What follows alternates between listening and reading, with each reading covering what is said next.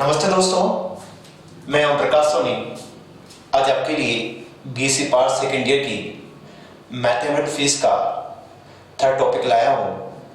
उस third topic का नाम है सदिश सेट का कर्ण।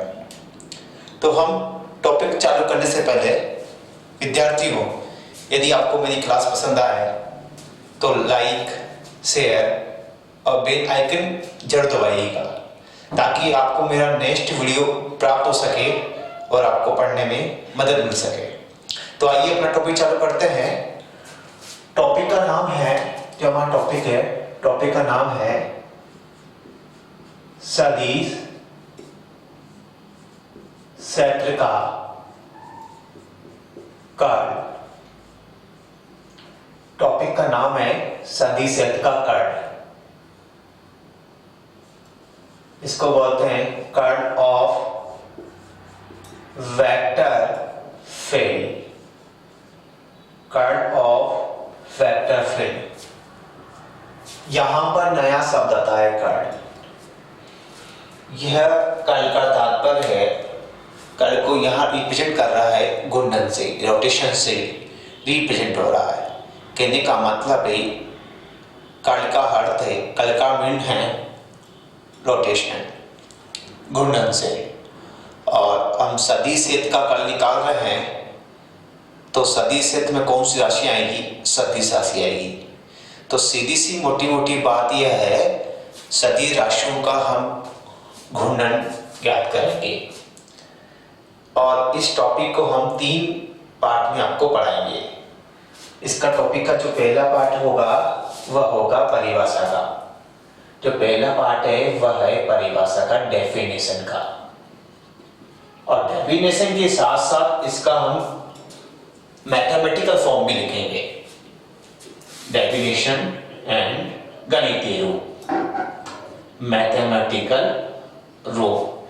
इसका हम जो दूसरा पार्ट पढ़ेंगे वह है जो सदिश क्षेत्र का कर्ण है, इसका मान हम कार्तीय निर्देश तंतु के रूप में याद करेंगे। यहां बोलते हैं ऑर्थोगोनल कर्वीलिनियर कोऑर्डिनेट सिस्टम के अंदर ज्ञात करेंगे, लांबिक वक्र रेखीय निर्देश तंत्र के अंदर ज्ञात करेंगे।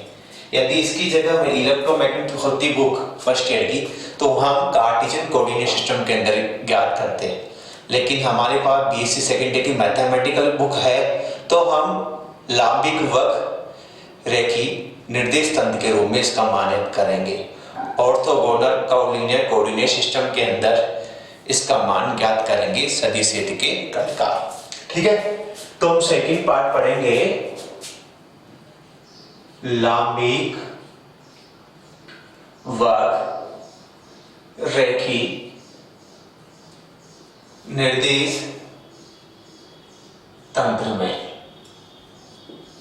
ठीक है, और जो हम तीसरा पार्ट पढ़ेंगे वह है इसका भौतिकी महत्व, फिजिकल मीनिंग क्या है कर्ण का। कर्ण ऑफ वेक्टर फील्ड का फिजिकल मीनिंग क्या है वह आपको हम तीसरे पार्ट में बताएंगे। तो आइए अपने इस टॉपिक का पहला पार्ट चालू करते हैं, डेफिनेशन का। इसकी डेफिनेशन क्या होगी? सदिश क्षेत्र के कर्ण की डेफिनेशन क्या होगी? तो पहला पार्ट परिभाषा। परिभाषा एग्जाम के अंदर तो पूछी जाती है, लेकिन अदर कंप्यूटर एग्जाम के अंदर इसका मैथमेटिकल फॉर्म के अंदर इसका सवाल दे देता है, उसको सोल्व कराता है, उसका मान ज्ञात कीजिए। कोई भी डाइवर्जेंस हो या कर्ण हो, उसका सवाल दे देता है एग्जाम के अंदर, और उस एग्जाम के अंदर सवाल देता है, उस सवाल को हल कराता है, उसका मान आपको ऑब्जेक्टिव देता है और ऑब्जेक्टिव में से आपको एक को सही टिक करना होता है। तो देखिएगा, हम परिभाषा पढ़ रहे हैं। परिभाषा क्या होगी? देखिएगा, किसी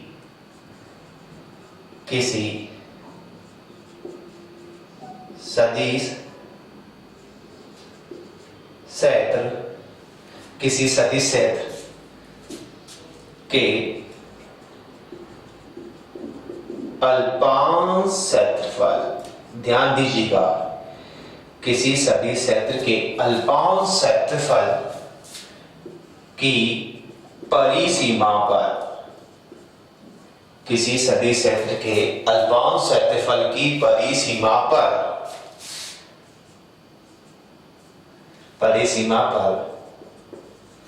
सदिश क्षेत्र का अधिकतम रेखा समाकलन, किसी सदिश क्षेत्र के अल्पांश क्षेत्रफल की परिसीमा पर सदिश क्षेत्र का अधिकतम रेखा समाकलन तथा अल्पांश क्षेत्रफल का अनुपात सदिश क्षेत्र का कर्ल कहलाता है। क्या कहलाता है? सदिश क्षेत्र का कर्ल कहलाता है। आपको अल्पांश क्षेत्रफल की परिसीमा पर आपको सदिश क्षेत्र का अधिकतम रेखा समाकलन लेना पड़ेगा। रेखा समाकलन का भौतिक अर्थ है कि जो सदिश क्षेत्र है, जो सदिश क्षेत्र का जो रेखा समाकलन होगा वह हमेशा पथ पर डिपेंड नहीं होगा, वह केवल प्रारंभिक और अंतिम बिंदु पर निर्भर होगा। तो इस प्रकार आपको सदिश क्षेत्र का अधिकतम रेखा समाकलन लेना है तथा उसका जो अल्पांश क्षेत्रफल होगा और जो दोनों का अनुपात होगा वह क्या कहलाएगा? सदिश क्षेत्र का कर्ल कहलाएगा। क्या कहलाएगा? वो सदिश क्षेत्र का कर्ल कहलाएगा। और जो सदिश क्षेत्र को कर्ल को हम इसे कर्ल ए वेक्टर से व्यक्त करते हैं। जो सदिश क्षेत्र का कर्ल है ना, इसे हम कर्ल ए वेक्टर से व्यक्त करेंगे। किसे व्यक्त करोगे? कर्ल ए वेक्टर से व्यक्त करेंगे। तो इसका जो गणितीय रूप है क्या होगा? तो कर्ल ए वेक्टर, ठीक है। तो कर्ल ए वेक्टर हमारे पास क्या होगा? Curl A vector limit dA tends to 0 1/dA integral A dot dl, ठीक है, A डॉट dl, यह मैक्सिमम। तो देखिएगा इससे परिभाषा कैसे बनती है। यदि आपको मैथमेटिकल रूप याद हो, फॉर्म याद हो, आप उसकी डेफिनेशन कैसे बनाओगे वह देखिएगा। डेफिनेशन को प्रूव कर रहे हैं हम, देखिए आप कैसे प्रूव कर रहे हैं। किसी सदिश क्षेत्र के अल्पांश क्षेत्रफल की परिसीमा पर सदिश क्षेत्र का अधिकतम रेखा समाकलन तथा अल्पांश क्षेत्रफल के अनुपात को सदिश क्षेत्र का कर्ल कहते हैं, ठीक है। अब इसको वेक्टर फॉर्म में कैसे लिखोगे? जो रेखा समाकलन होगा, ठीक है, यह एक क्या है? सदिश राशि है। यह एक क्या है? सदिश राशि। जो इसकी दिशा होगी वह अल्पांश क्षेत्रफल की परिसीमा की ओर विद्यमान होगी। जिधर अधिकतम रेखा समाकलन होगा ना, उधर की ओर विद्यमान होगी। तो हम इसको एनी फॉर्म में लिखते हैं। एनी फॉर्म क्या आएगी? वह आएगी curl A vector dot N cap is equal to limit dA tends to 0 1/dA, ये integral A dot dl vector. अब यहां पर एन कैप बता रहा है, यह एन कैप हमेशा अधिकतम रेखा समाकलन को व्यक्त कर रहा है। अल्पांश क्षेत्रफल की परिसीमा पर अधिकतम रेखा समाकलन होगा और उसकी दिशा को कौन व्यक्त कर रहा है? एन कैप कर रहा है। इस दिशा में एकांक सदिश क्या है? यूनिट वेक्टर है, वह है एन कैप, ठीक है। और यह क्या है? सदिश राशि है। तो आप यहां पर साइड में लिख लीजिए लगाकर, यह एक सदिश राशि है। तो हमारे पास इस प्रकार डेफिनेशन प्राप्त हो जाती है। तो दोस्तों आपने उतार लिया होगा, नहीं उतारा तो उसका स्क्रीनशॉट जरूर ले लीजिएगा। बहुत इंपॉर्टेंट टॉपिक है एग्जाम के हिसाब से। एग्जाम में हर बार पूछा जाता है टॉपिक, कहीं कंपटीशन में पूछा जाता है, तो हमारे पास इस प्रकार सदिश सेठ के कल की परिभाषा प्राप्त हो जाती है। अब हम इसका दूसरा पार्ट बताते हैं। दूसरा पार्ट है जो सदिश सेठ के कल का मान हम लांबिक वक्र रेखी निर्देश तंत्र के रूप में ज्ञात करेंगे in term of orthogonal collinear coordinate system.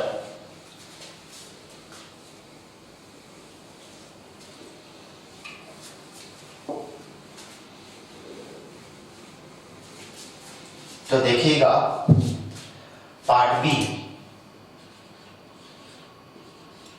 In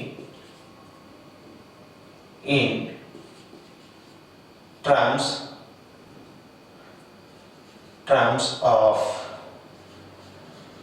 orthogonal curve linear coordinate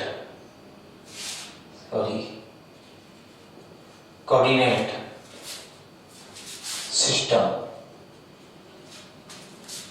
in term of orthogonal collinear coordinate system, लांबिक वक्र रेखी निर्देश तंत्र के रूप में। अब हम लांबिक वक्र रेखी निर्देश तंत्र के रूप में सदिश सेठ के कल का मान निकालेंगे। ठीक है सर, या इसको बोलते हैं सदिश फलन का कल भी बोल सकते हैं या सदिश सेठ का कल भी बोल सकते हैं।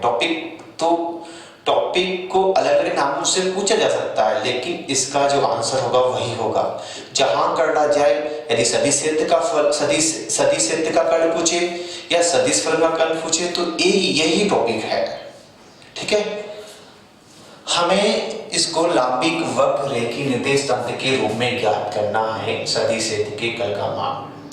तो हम क्या करेंगे, लांबिक वक्र रेखी निर्देश तंत्र बनाते हैं। देखो डायग्राम कैसे बना रहा हूं मैं, आप देखिएगा।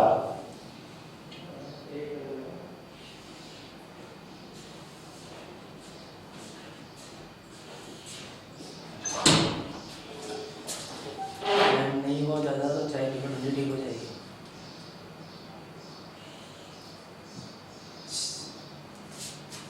ज्यादा टाइम नहीं हो तो चाय पी लो। ये U1 ये U2 दे दिया, ये U3 दे दिया, चाय खराब हो गई।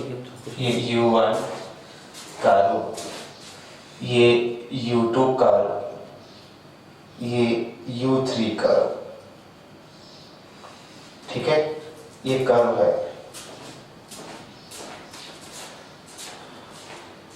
अब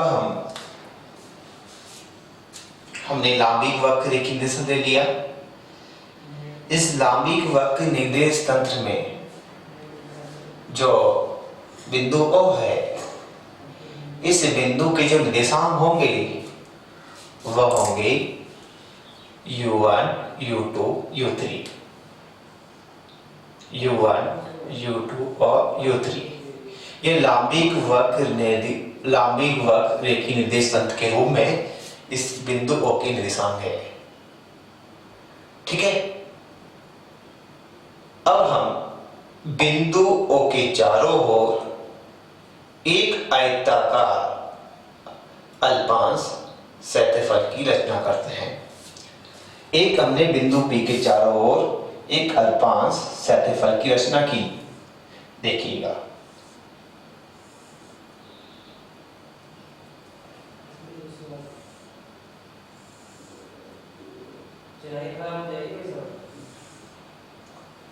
P Q R S,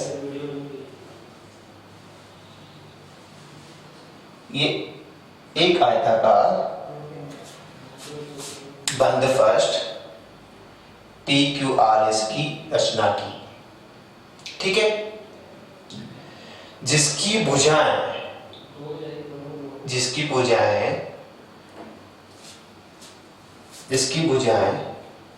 U1 U2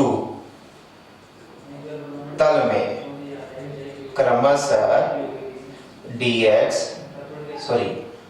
इसकी भुजाएं क्रमशः h1 du1 h2 du2 है। हमने क्या किया, एक अल्पांश क्षेत्रफल लिया बिंदु P के चारों ओर u1 u2 तल में एक अल्पांश क्षेत्रफल लिया जिसकी भुजाएं क्रमशः h1 du1 और h2 du2 है। हमने u1 u2 तल में लिया है, हम यहाँ पर जो क्षेत्रफल लिया है, जो अल्पांश क्षेत्रफल लिया है, जो अल्पांश फर्स्ट लिया है वह लिया है u1 u2 तल में। तो कल का मान किधर की ओर आएगा, u3 तल की ओर आएगा। तो यहाँ हम u1 u2 तल की बात कर रहे हैं। तो u1 u2 तल में हमने एक आयताकार u1 u2 तल में एक आयताकार अल्पांश क्षेत्रफल PQRS बन फर्स्ट लिया है। ठीक है, अब यहां पर हम रेखा समाकलन का मान निकालेंगे। किसका मान निकालेंगे, रेखा समाकलन का। इस बंद फर्श से रेखा समाकलन का मान निकालेंगे। तो हम क्या करेंगे, जो बंद फर्श का जो रेखा समाकलन का मान आएगा ना, वह सभी पाथ के रेखा समाकलन के योग के बराबर होगा। ठीक है, तो हम यहां पर हमने क्या किया था, PQRSP बंद पृष्ठ की रचना की अपने। ठीक है, तो हम देखते हैं, तो PQ पथ की, तो PQ पथ की दिशा में सदिश क्षेत्र का रेखा समाकलन। तो PQ पथ की दिशा में सदिश क्षेत्र का रेखा समाकलन निकाल लीजिएगा। देखिएगा, हम यहाँ पर सदिश क्षेत्र का रेखा समाकलन निकाल रहे हैं। यदि आप किसी भी दिशा में रेखा समय का मान निकालो तो कैसे निकालते हैं, देखिएगा। तो PQ पथ की दिशा में सदिश क्षेत्र का रेखा समाकलन, तो देखिएगा ये P से Q की ओर है, A डॉट dl। ठीक है, ये मान है रेखा समय का मान, इक्वल टू क्या मान आएगा, देखिएगा। वह हम बात कर रहे हैं PQ दिशा की, PQ पथ की बात कर रहे हैं। ये PQ तक की दिशा में है, ये U1 दिशा में है ना, U1 दिशा में है। तो इस दिशा में सदिश क्षेत्र का मान क्या होगा, देखिएगा। हमने बिंदु O पर सदिश क्षेत्र का मान A वेक्टर लेंगे और इस A वेक्टर के U1 U2 U3 दिशाओं में घटक क्या होंगे, वह होंगे AX AY और AJ 1 2 3 और इनके का सदिश क्या होंगे, E1 के E2 के और E3 के। ठीक है, तो इस PQ दिशा में U1 दिशा में है ना, तो इस दिशा में सदिश क्षेत्र का मान कितना है, A1। ठीक है, तो पहले तो हम यहाँ पर X लेते हैं, ले लिया। इसका दूसरे तल के सापेक्ष परिवर्तन, तो del AX upon del Y। ठीक है, और यह जो पथ है यह O से कितनी दूरी पर स्थित है, ये तो dx है, ये dy मान लो, तो कितना हो गया, dy/2 हो गया। ये तो मान लीजिएगा dx हो गया और ये dy हो गया, तो यहाँ से कितने हो गई, dy/2 हो गया। तो कितना हो गया, ये हमारे पास हो गया dy/2। किस दिशा में स्थित है, नेगेटिव डायरेक्शन में स्थित है, तो ये माइनस, और x की डायरेक्शन की बात करें तो dx आ गया। अब इसको हम क्या कर देंगे, ऑर्थोगोनल फॉर्म में लिखेंगे। इन ऑर्थोगोनल फॉर्म। तो यहाँ ax को लिखोगे क्या लिखोगे, a1 लिखोगे, जो ay आएगा वहां क्या लिखोगे, वहां a2 लिखोगे, जो az आएगा वहां क्या लिखोगे, a3 लिखोगे। ठीक है, और ठीक लिखोगे। और जो dx से dy है, जो dx dy है, तो देखिएगा जो dx है, dx को मान लिया dl1, तो इसको क्या लिखोगे h1 du1, जो dy है इसको क्या लिखोगे l2, इसको क्या लिखोगे h2 du2। इन ऑर्थोगोनल फॉर्म में मान रख दीजिएगा, आपने जैसे वैल्यू पुट करी तो p q पद की दिशा में सदिश से का रेखा समाकलन। तो p q पद है a डॉट dl है, तो क्या हो गया x की वैल्यू a1, इसका देखिएगा ये a1 रख दिया, और इसकी dy है तो h2 del u2, और dy है ना तो h2 du2, और dx है तो h1 du1। तो हमारे पास क्या आ गया h2 तो कैंसिल हो गया, तो हमारे पास क्या आ गया a1 h1 minus del a1 upon del u2, और a h1 इसको यहां लिख दीजिएगा इसे h1 a1, और ये आ गया du, ये du2 तो है सही बीच, और du1। ठीक है, इसको मिटा देता हूं। और तो हमारे पास क्या आ गया, ये आ गया हमारे पास, ठीक है, इस समीकरण नंबर 1 आ गई। तथा क्यू आर पथ की दिशा में सदिश क्षेत्र का रेखा समाकलन। तो देखिएगा समाकलन क्या है, वह है Q से R A डॉट dl। ये देखो ये पथ की दिशा में स्थित है, U2 दिशा में स्थित है ना, ये U2 दिशा थी ना हमारे पास, U2 दिशा में स्थित है। तब यूं है ये तो x हो गई, ये y हो गई, तो ये u1 डायरेक्शन, ये u2 डायरेक्शन, तो u2 डायरेक्शन में है मतलब y डायरेक्शन में है। तो इस दिशा में सदिश क्षेत्र का मान कितना है, a2 है, a2 है, इस पर लिख देंगे। ठीक है, a2 इसका परिवर्तन कर दो किसके सापेक्ष, u1 के सापेक्ष। तो परिवर्तन करोगे तो हमारे पास क्या आएगी वैल्यू, डेल परिवर्तन कर दिया ना, तो del a2 upon h1 del u1, और किस दिशा में स्थित है, ये देखो ये कितनी है, ये x है ना, u1 है, तो क्या ये dx है ना, तो कितना dx/2 हो गया ना, dx पूरी dx है, तो इधर भी यहाँ से आता है dx/2, यहाँ से आता है dx/2, तो d से क्या लिखेंगे अपन, यहाँ पर h1 du1, तो h1 du1/2। ठीक है, तो यहाँ पर 2 आएगा, ठीक है, ये 2 आएगा, लिख दिया।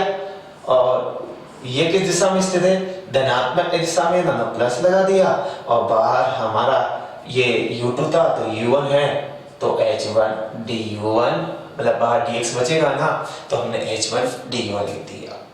ठीक है, ये आपको समझ में आना चाहिए। यदि किसी जिस दिशा में पथ की बात कर रहे हो तो उस दिशा में सदिश क्षेत्र का मान कितना है, उसका यदि आपने xy तल की बात की गई है तो x दिशा में, यदि x दिशा की बात कर रहे हो तो एक दिशा से मान कितना x, इसका y के सापेक्ष परिवर्तन, वो पथ मूल बिंदु O से कितनी दूरी पर स्थित है आपको वो देखना है। तो यहाँ इसको हमने ऑर्थोगोनल फॉर्म में लिखा है, x को लिख दिया a1 और dy को लिख दिया हमने यहाँ पर h2 du2 और dx को लिख दिया h1 du1, इन ऑर्थोगोनल कंडीशन रूप के अंदर। ठीक है, इसी प्रकार हम देखें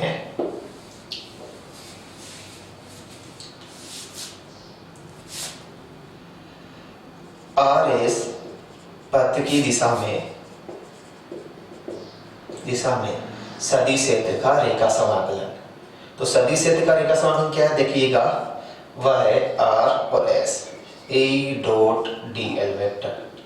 देखिएगा यह पथ भी जो इस दिशा में ये PQ पथ था, उसी डायरेक्शन में ये पथ स्थित है, लेकिन दोनों की दिशा विपरीत है। PQ तो U डायरेक्शन में था और RS U डायरेक्शन में स्थित है, तो ये भी तो U1 दिशा में है, ये U1 दिशा में था, तो ये भी क्या है, U1 दिशा में स्थित है।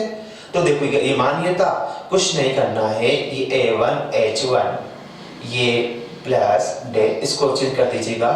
देखो ये इस सदिश का मान ये हो गया, ठीक है।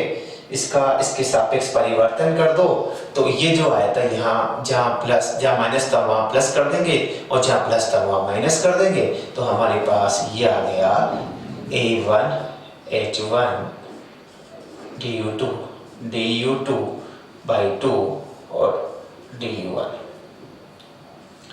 और ये इस दिशा में स्थित है, ये दिशा में थी, तो मैंने क्या लगा दिया, होल माइनस लगा दिया। समीकरण नंबर 2, समीकरण नंबर 3, ठीक है। अब RS पथ की बात करें, RSR पथ की दिशा में सदिश का अधिकतम, तो क्या होगा, ये SP की दिशा में, ये SP A डॉट dl है, तो किस दिशा में स्थित है, ये भी U2 डायरेक्शन में स्थित है ना।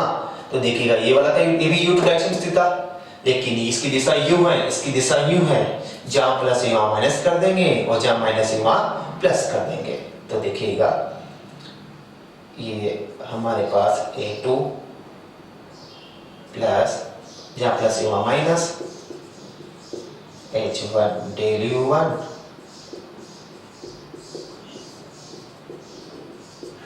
माइनस समीकरण नंबर 4, ठीक है।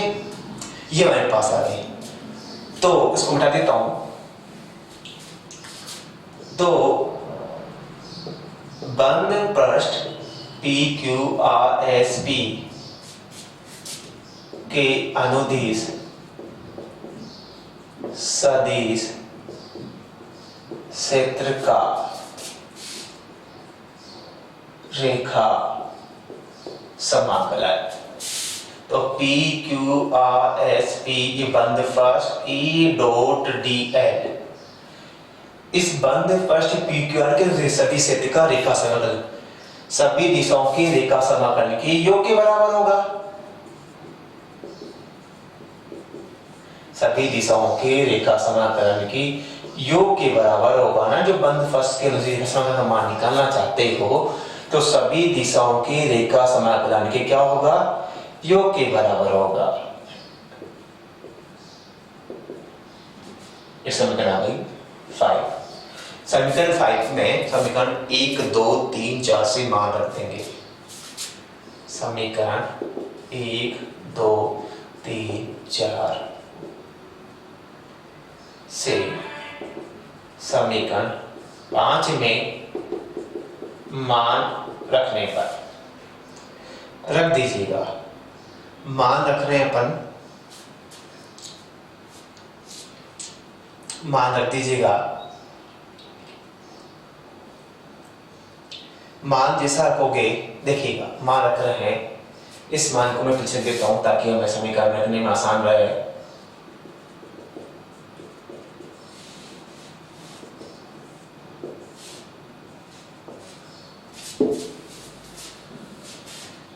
तो A डॉट dl वेक्टर की PQ का मान क्या समीकरण का, ये A1 H1 du1 हाथों बाती अंदर भी गुणा कर दीजिएगा ताकि आपको आसान रहे।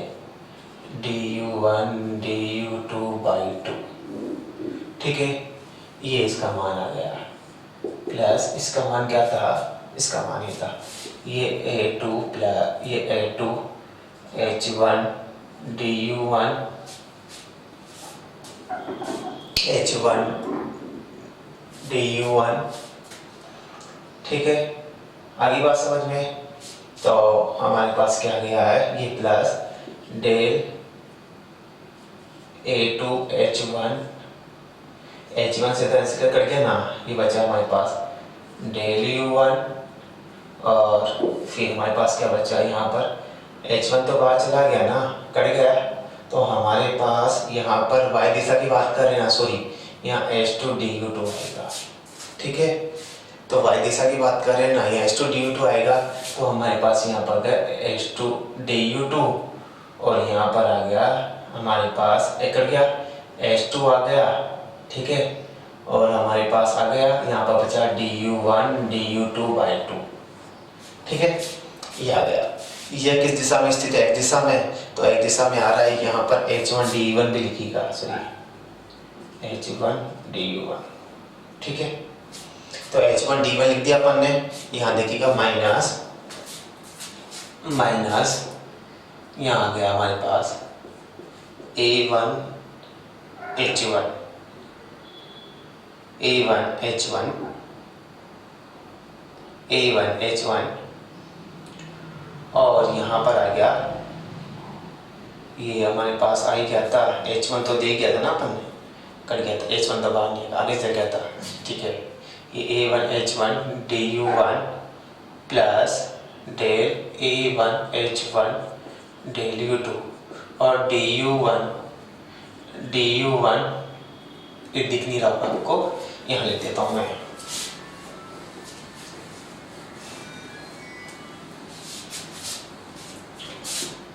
माइनस देखिएगा A one H one D U one plus del upon del U two A one H one और D U two by two, ठीक है। ये हमारे पास minus A two H one D U one minus del, ये H one से H one cut गया, ये वाई दिशा में, तो यहाँ एच टू डी वाई दिशा का है ना, तो यहाँ पर H two D U two आएगा, ठीक है, H two D U two, तो यहाँ del A two upon del A two H two del U one D U two by two, ठीक है। काट दीजिएगा और आपके पास प्राप्त होगा यहाँ पर A one H one D U one minus A one H one two D U two by two plus A two H two D U two plus A two H two del U one D U two by two minus A one H one D U one plus यह क्या del upon del U two A one H one, यहाँ देता हूँ D U two by two minus A two H two D U two plus ये bar minus है ना, तो अपने लिखा ये माइनस हो जाएगा, पता सॉरी ये माइनस होगा, ये प्लस हो गया ना, तो del upon del U one A two H two D U two by two. कौन कौन कट रहा है देखिएगा, कौन कौन कट रहा है काटिएगा, H one D one cut गया, H two D U two cut गया, अब सारे पद क्या हो जाएंगे? दुगने हो जाएंगे ना, दुगने कीजिएगा, सारे पद दुगने कर दीजिएगा, दुगने किया, ये दुगना हो गया, ये वाला पद और एक और पद होगा ये वाला पद दुगना हो गया, और ये वाला पद दुगना हो गया, तो हमारे पास क्या है two del upon del U one A two H two D U two by two minus two del upon del U one A one H one D U two by two, ये two से two cut गया ना, तो हमारे पास क्या गया del upon del U one A two H two minus del upon del U two आएगा, सही थी यहाँ पर, ये वाला पद ये टू आएगा, कहाँ से सोल्व किया, ये वाला, ये जो पद है ना, ये वाला वैल्यू, ये आ गया वैल्यू ए टू, ये चीज आ गई यू वन, ठीक है, A1 2 और ये हमारे पास आ गया, इस पद को मैंने पीछे लिखा 2 A1 H1 ये आ गया DU1 और DU2। ठीक है, आगे बात समझ में ये रह गया जो आपको U1 और U2 तल में जो पृष्ठ PQRS है उस बंद पृष्ठ के अनुदिश सदिश रेखा का रेखा समाकलन का मान है। ठीक है, अब हम क्या करेंगे आगे देखिएगा।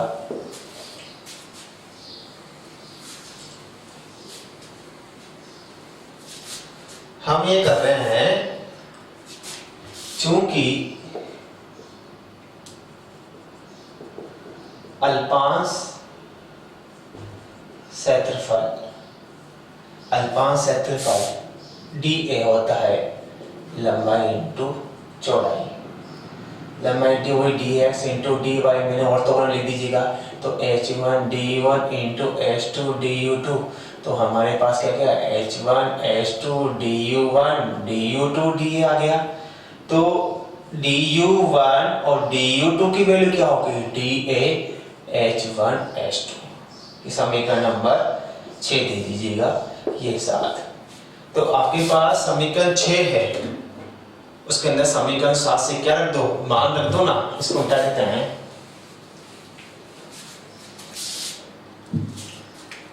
समीकरण 7 से मान समीकरण 6 में रखने पर रख दीजिएगा। तो बंद पृष्ठ PQRS A dot DL vector, तो आपके पास क्या del upon del U1 A2 H2 del upon del U2 A1 H1, और इसकी वैल्यू क्या करें D है 1 अपॉन H1 H2। DA को ले लो, ले लिया, और 1 upon H1 H2 del upon del U1 A2 H2 और del upon del U2 A1 H1। ठीक है, आगे बात समझ में। या 1 2 की बात हो रही है तो इधर का मान किस डायरेक्शन में स्थित है, ये U3 डायरेक्शन में स्थित है। 3 नहीं आ रहा ना, तो U3 डायरेक्शन में स्थित है। ठीक है, अब हम क्या करेंगे, कर्ल का U3 दिशा में घटक, तो कर्ल A वेक्टर 3 दिशा में घटक है ना, तो क्या होगा भाई, limit TA tends to 0 1 upon DL integral A dot DL ये आ गया। तो इससे समीकरण 8 दे दिया और समीकरण 9 दे दिया। समीकरण 8 और 9 से तुलना कर दो, समीकरण 8 व 9 से तुलना करने पर तुलना कर दो साहब, तुलना करोगे तो कर्ल A वेक्टर का 3 घटक क्या प्राप्त होगा 1 upon H1 H2 del upon del U1 A2 H2 del upon del U2 A1 और H1, ये 3 घटक प्राप्त हो गया। ये कब प्राप्त हुआ, जब आपने जो बंद फर्स्ट माना था ना, वह बंद फर्स्ट U1 U2 तल में स्थित था। यदि आप उसी बंद फर्स्ट को U2 U3 तल में मानो तो मान 200 आएगा। यदि उसी बंद फर्स्ट को U3 और U1 तल में मानो तो मान 200 आएगा। यदि उस बंद फर्स्ट को U2 और U3 तल में मानो तो मान हमें दूसरा प्राप्त हो जाएगा। यह मान हमने जो बंद फर्स्ट था उसको U1 U2 तल में माना था। ठीक है, इसी प्रकार यदि बंद फर्स्ट इसी प्रकार यदि बंद फर्स्ट इसी प्रकार यदि बंद फर्स्ट U2 U3 तथा U3 U1 तल में स्थित हो तो कल का मान निम्न प्राप्त होता है। तो देखिएगा, हम बात करें, हमने यहाँ 3 में आ गया तो 1 2 की बात कर लिया, चला गया। यदि आप 2 की बात कर रहे हो, कर्ल ए वेक्टर द्वितीय घटक, देखिएगा द्वितीय घटक लिखा है तो S3H1, कंटिन्यू चलेंगे 1 2 3, तो 3 1 2, ठीक है। अब यहां से हमारे पास डेल अपॉन डेल, यहां लास्ट में 1 है ना, तो 1 आएगा तो क्या होगा, A1H1 आ जाएगा।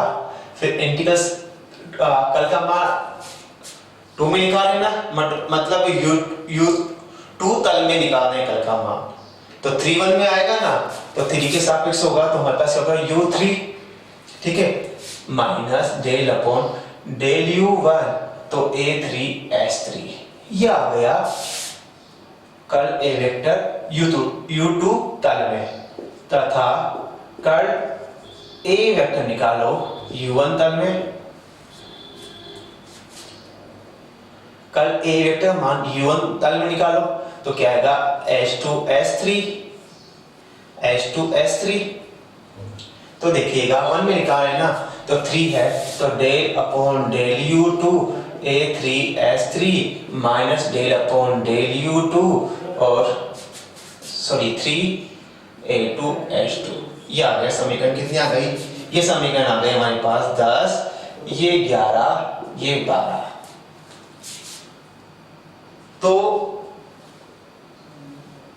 तो curl A vector is equal to curl A vector U1 E1 के curl A vector to U2 के E2 के कर्ल ए वेक्टर 3 E3 के। कर्ल ए वेक्टर की मैंने सभी दिशाओं में घटक लेती है, E1 दिशा में, U2 दिशा में और U3 दिशा में, उनके एकांक सदिश से भी मैंने गुणा कर दिया। अब समीकरण 10 11 12 से मान यहाँ हटा देंगे, समीकरण 13 में, समीकरण 10 11 12 से मान कहाँ रख दो, 13 में रखेंगे। तो देखिएगा मान किस प्रकार प्राप्त होता है। मान हमें प्राप्त हो रहा है यहाँ पर, देखिएगा कर्ल ए वेक्टर, मान क्या था इसका, यहाँ मान हमें था, यहाँ पर देखिएगा H2S3 डेल अपॉन डेल, इसको यहाँ लिख देते हैं U2 3S3 del upon del U2 A2S2 plus E2 के पर देखो, E2 S3 H1 del upon del U3 A1H1 del upon del U1 A3S3 तथा E3 कैप था, तो E3 कैप देखिएगा, यहाँ से हम लिखते हैं 1 2 3 3 है, तो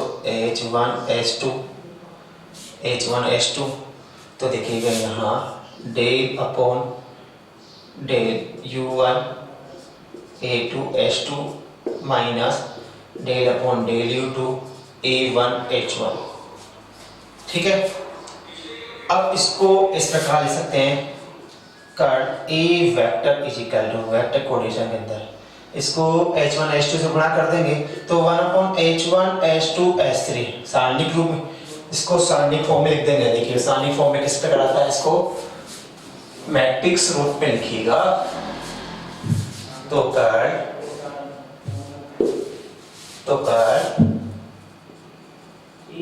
ए vector is equal to 1 upon H1 H2 H3, तो हमारे पास क्या गया यहाँ पर H1 E1 के H2 E2 के S3 E3 के, और del upon del U1 del upon del U2 del upon del A3, और हमारे पास यहाँ पर आ गया A1 H1 A2 H2 और A3 S3, यह हमारे सारणिक रूप में आ गया कर्ल ए वेक्टर।